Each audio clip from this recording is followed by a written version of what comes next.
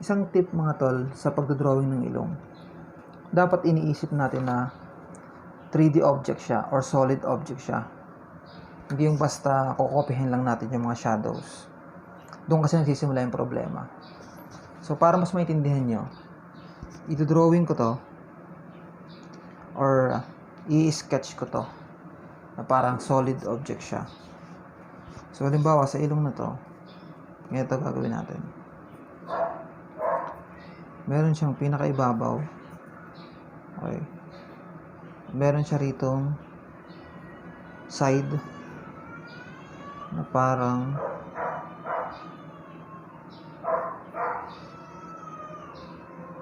bundok o parang pyramid.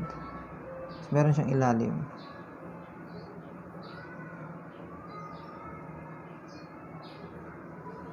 Yan. Meron siyang ilalim.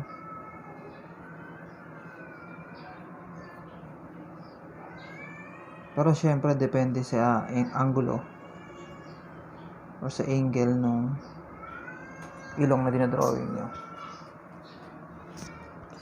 So yan, kung titingnan nyo itong drawing, yung mukha ni Jackie Chan or ilong ni Jackie Chan, yan, ito yung sinasabi kong planes, side,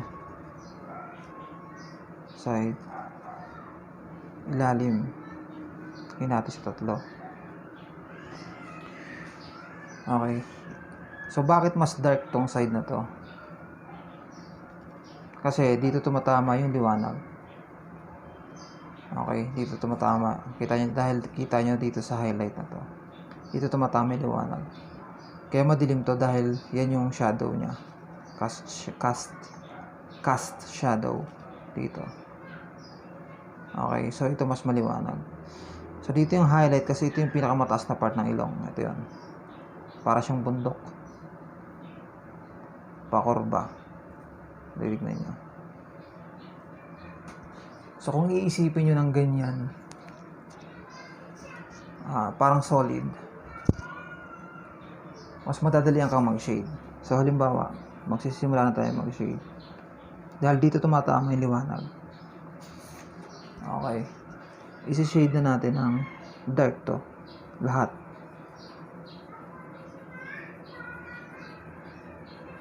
Kasi solid object siya, di ba? So, yun yung pangalawang tip, mga tol. Ang pangalawang tip ay huwag muna kayo mag-focus dun sa detalye. Huwag muna dito. Huwag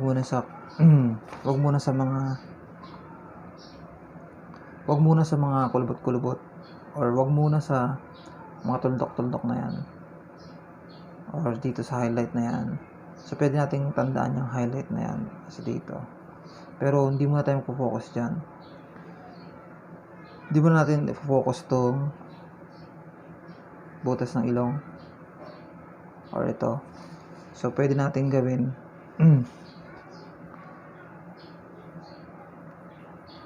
pagmukain muna natin siyang solid. Pagmukain muna natin tong 3D as in para siyang bundok. So paano natin magagawa yan? So dahil andito yung light, andito yung mga cast shadows niya o yung shadow niya andito. So pwede na natin itiman yan, mga tol. Para itong ilalim, medyo madilim yan. Paliwanag siya ng paliwanag dito. Dahil tumatapat na siya dun sa source ng light. Ito yung light. Paliwanag na siya ng paliwanag. Habang pumupunta siya dito. Ganun din to. Ito.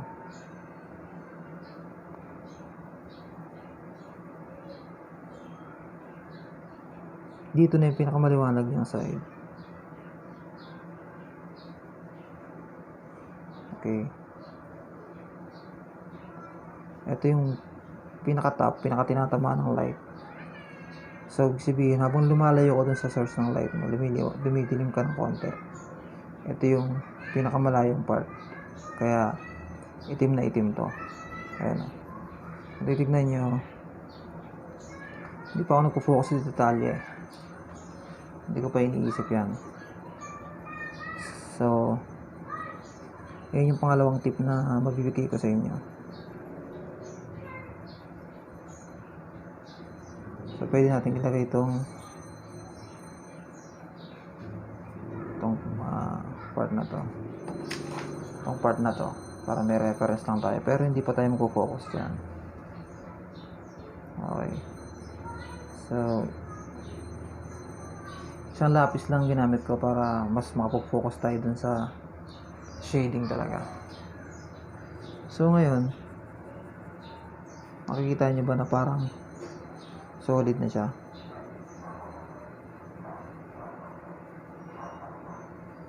Para na siyang paumbok. So ngayon, pwede natin ilagay itong butas ng ilong niya dun sa dilim. Ayan, sa dilim na part na yan. So parihan lang din ito, mga tol na. Kung may grid kayo, mas madali. Kasi mas alam nyo kung saan nyo ilalagay. Siyempre yung butas ng ilong itim na itim yan kasi wala nakakapasok na liwanag dyan.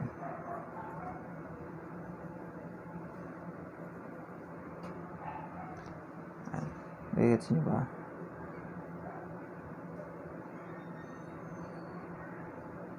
Ayan. So ngayon, huwag kayong masyadong matakot na mag-shade kasi pwede naman natin yan burahin. Just in case feeling nyo masobrahan. So yan. Kung gusto nyo smooth, ay pa pala yung pangatlong tip ko. Huwag kayo masyado mag-focus dun sa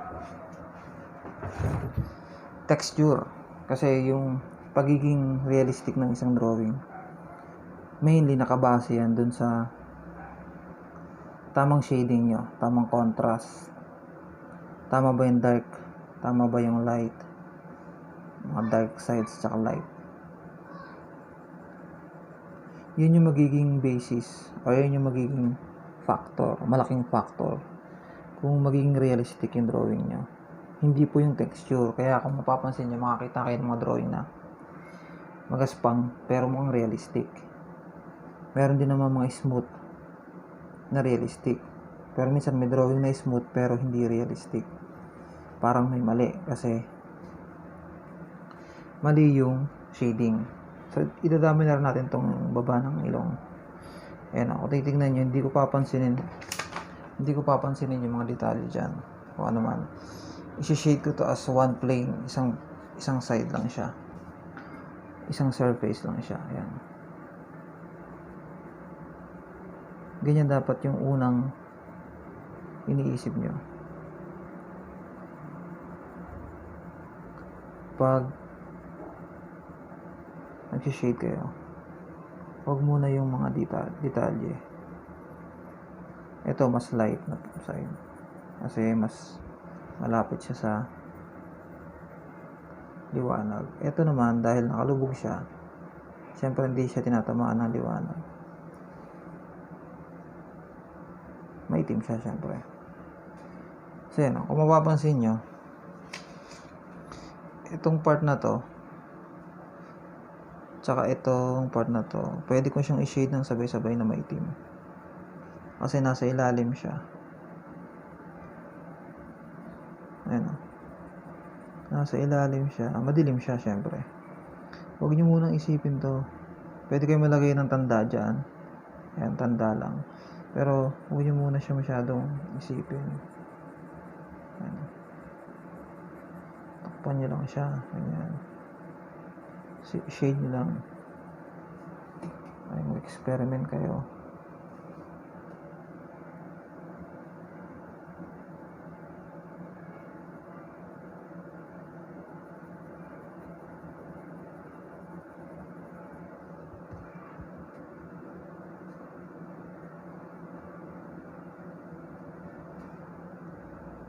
Dahil magaan lang naman yung titignan niya itong part na to. Hindi ko muna iniisip masyado yung shape niya. Iniitiman ko lang to. Kasi nasa ilalim siya dahil isang plane nga siya, di ba? Naisip nyo or naalala nyo kanina, isang plane lang to sa ilalim. Pakurba. So imagine niyo 3D object to. Napakurba. Okay.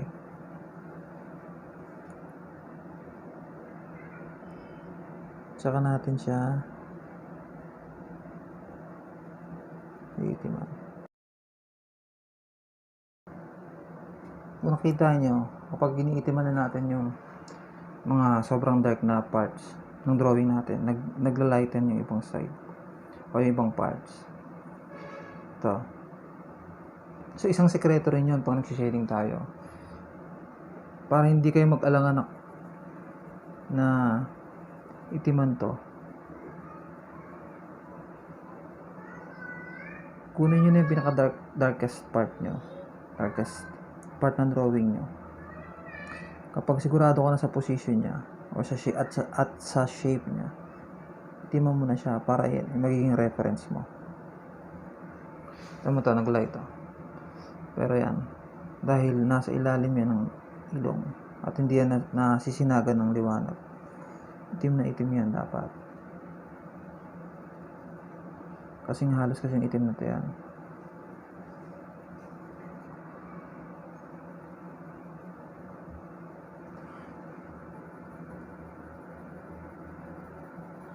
Ito, parang isang buo siyang plane. Pwede mong itiman yan. Ito pwede. Kung makikita nyo to, itong light yan, di ba? Isa sa mga mali natin ay masyado tayo nagpo-focus dyan sa part na yan. Natatakot tayo na i-shade yan kasi maliwanag siya or light siya. Pero kung titignan nyo, sobrang dark niya kumpara mo dito sa mga parts na to. So, ang ginagawa kong technique dyan, iniitiman ko ng buo yan. Itim. Yan, itim.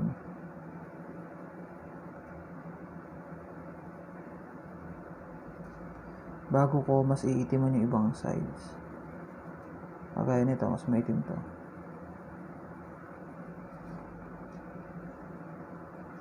Mas maitim yan.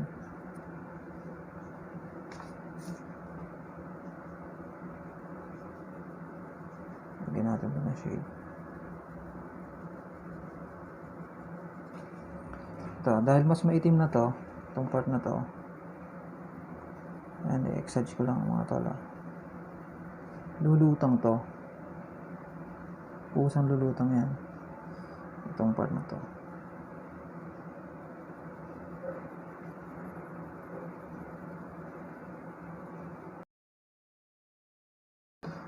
Mapapansin nyo, hindi ko masyado iniisip yung texture. Ayan, mag-aspang ang texture niyan kasi 8-bit to.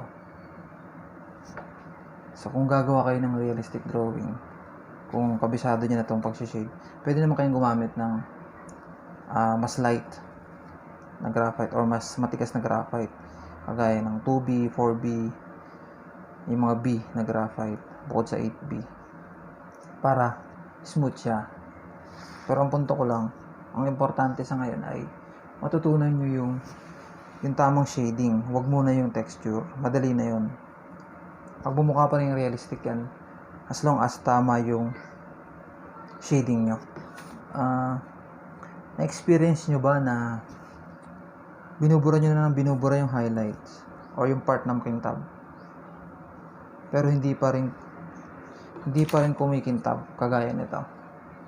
Yun ay dahil hindi pa masyadong itim yung mga shadow parts mo. Hanggat hindi nagiging dark na dark tong shadow parts na to, hindi lulutang to.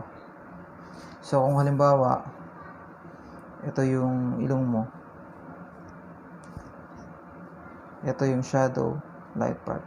Kapag masyadong light tong katabi niya,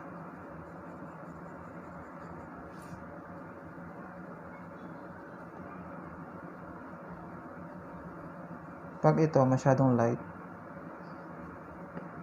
kumpara dito, hindi ito aangat.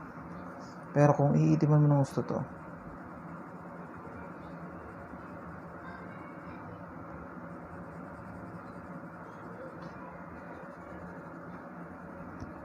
makita nyo nagpa-pop to, umangat siya. Yun ang sekreto dyan. So hanggat hindi pa to kumikintab kagaya nito, ibig sabihin light pa to, masyado pa tong light. Pwede nyo pang itiman yan.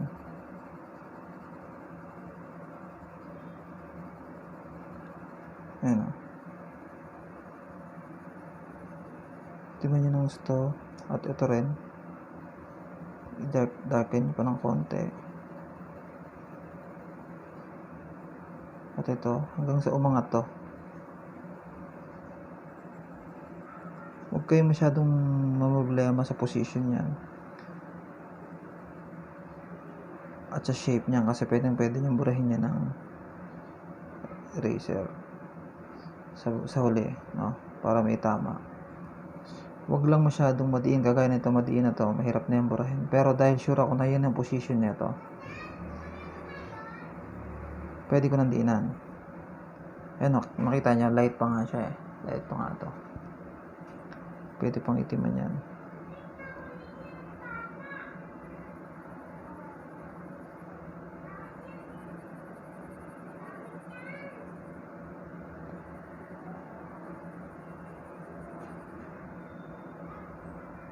Rendering lang to mga tol. Pwede kayong mag-brush o kaya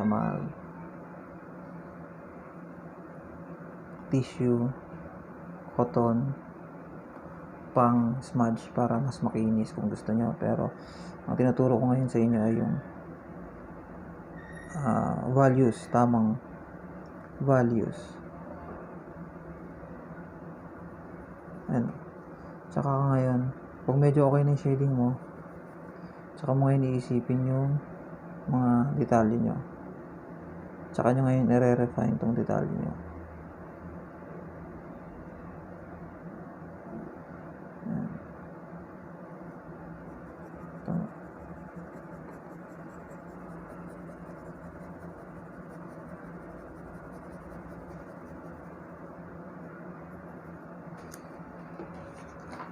Napasin niya, itong part na to mas maitim pa. So, shade natin na isang buyan. Light lang muna mga tol. Para pag meron kayong i-adjust, pwede nyo burahin.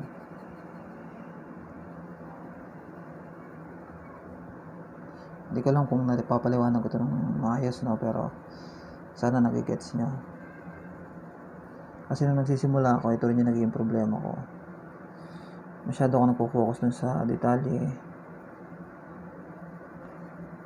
Takot na takot akong itiman kasi baka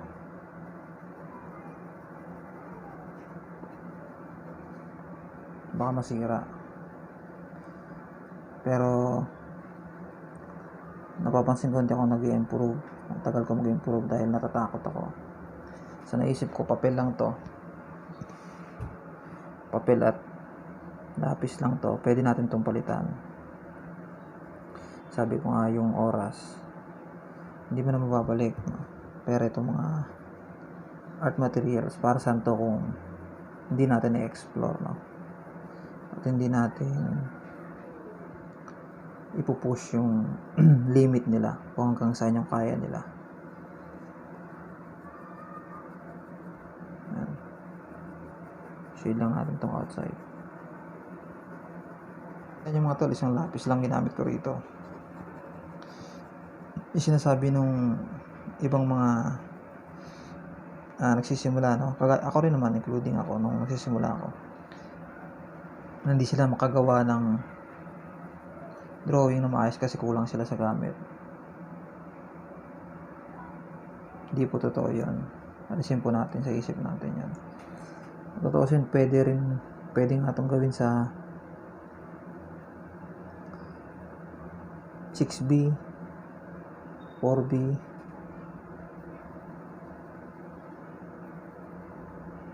kahit na anong graphite pwede to. Meron ako mga time-lapse video na gumagamit ako ng 4B lang. Pwede nyo check yan mga tol. So yun, dito hindi ako masyado nag-focus sa proportion, no? Kasi ang focus natin dito is kung paano mag-shade ng ilong, paano mag-shade ng drawing. Ayan kasi yung pinakamahirap talaga na part. Yung proportion pwede makuha yan sa grid. Pa nag-grid tayo. Pero usually mahirap talaga yung shading. Kasi yan, tulad nito. Iniisip natin palagi dahil ano siya, tawag doon, dahil skin siya, hindi siya pwedeng maging rough, hindi pwedeng itiman. Yun lagi iniisip natin eh.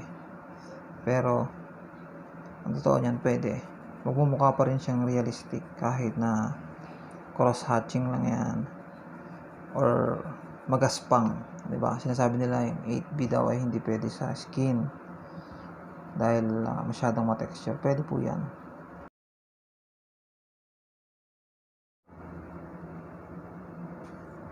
Nakita nyo, ngayon ko lang nilagay ito, itong detalye niya rito sa ilalim ng ilong. So halos hindi na siya nakikita kasi nandun siya sa shadow part. Andiyan siya. So ang tendency natin pag nagdodrawing tayo, nabawa ito yung ilong natin. Bayan yung ilong natin. Ito yung ilalim na part. Ito yung dalawang butas. Ang tendency natin, masyado tayo nagbibigay ng focus dito sa mga part na to.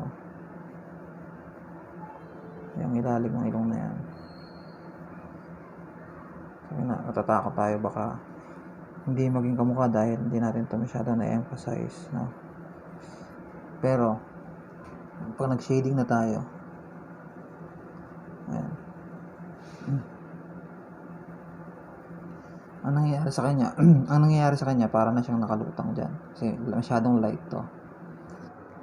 Dapat i-shade muna natin siya ng buo kasi iisang plane lang naman siya.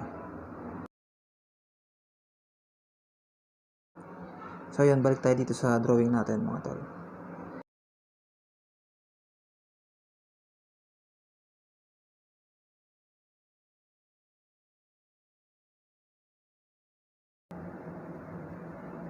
Tsaka natin ilalagay yung mga detalye na medyo dark dyan. Pero yung overall niyang shape, sinade na natin. Ayan, dark to. Okay. Importante mga tol na isa pang tip no, na hindi porke naka-grid na yan, hindi porke na shade na natin yan, okay na yon. Importante natin itignan natin yung drawing natin sa malayo. Sa malayo para natatrain yung mata natin na yan, titignan natin siya sa malayo at pinagko-compare natin yung reference photo natin para natatrain natin yung mata natin na tignan yung mga differences. So ako nakikita ko na yan, marami pang i-adjust. Ito, yan, yung dark area dito, kulang pa to. Ito, masyadong maliit yung butas ng ilong. Ito, dark area na to. Pa-curve pa. Ayan, i-train natin yung mata natin. Tapos ayusin natin ng konti ito. Ayan. Medyo nahirapan lang ako dito sa camera kasi nakaharang sa akin itong camera. So, hindi ko talaga siya makita ng maayos. Pero dahil nga ang focus naman natin dito ay yung shading, no? Siguro gagawa ko ng video para sa proportion naman, no? So yan, pwede natin nang i-add yung mga shadow nya, shadow parts, shadow, I mean yung highlights. Ayan. Hindi ko lang, sa akin sa huli ko ginagawa to. Usually yung highlights, iniiwan ko lang itong mga mga puting-puting part. Kasi para hindi ako mahirapan magbura. Pero the best na hindi natin siya masyadong pinapansin, no? Si-shade natin siya ganyan para mas makita natin yung proper na position niya. Ayun. Huwag natin siya masyadong iwasan kagaya ng ginagawa natin minsan. Ako, ayan. Lagyan natin ng linya to. Hindi siya nagmumukhang natural masyado. So, yun.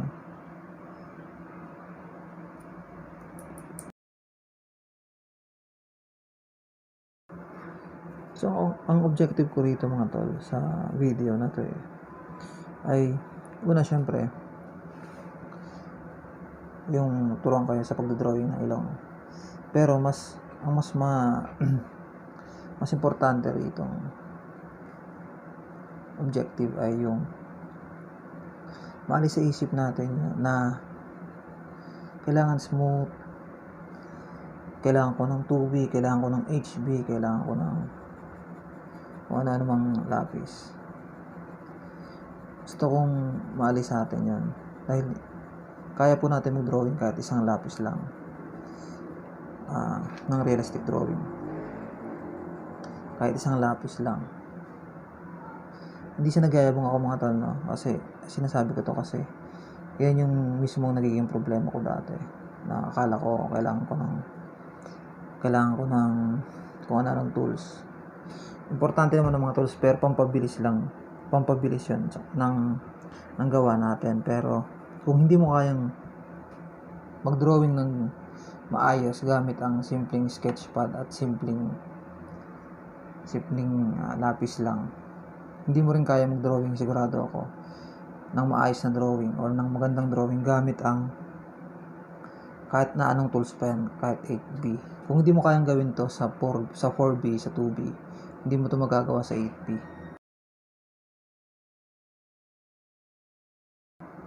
Dito wala akong mga guidelines, wala akong grid, walang kahit na anong basihan or walang kahit na anong guhit or linya na sinusundan. Nagbabase na lang ako sa mata ko, no? Kung ano yung nakikita kong dapat kong i-adjust dito. Ayan, nakikita ko tong shadow na to. So yun isa sa mga skill na sa tingin ko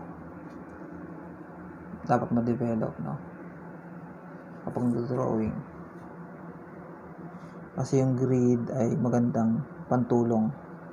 Pero bandang huli, kapag natabunan na ng shading yung grid mo, yung mga guidelines mo, babagsak ka pa rin dun sa aasa ka pa rin dun sa skill nung mata mo, kung gaano mo na-train yung mata mo. Kaya minsan nagtataka ka, or ako nagtataka ako dati, bakit may grid na okay naman yung sketch ko pero bandang huli hindi pa rin naging kamukha. Ewan ko kung nagiging problema niya yun. Yung pala, na-realize ko, ang dami mo pa rin kailangan i-adjust along the way habang dinadrawing mo siya. So kung umaasa ka lang dun sa grid mo, hindi magiging kamukha.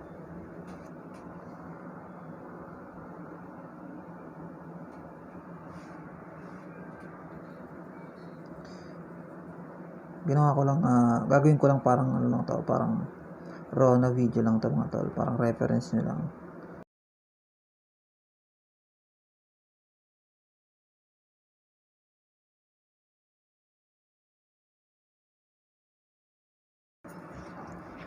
So yun ang result natin mga tol. Sana may natutunan kayo at salamat sa panonood.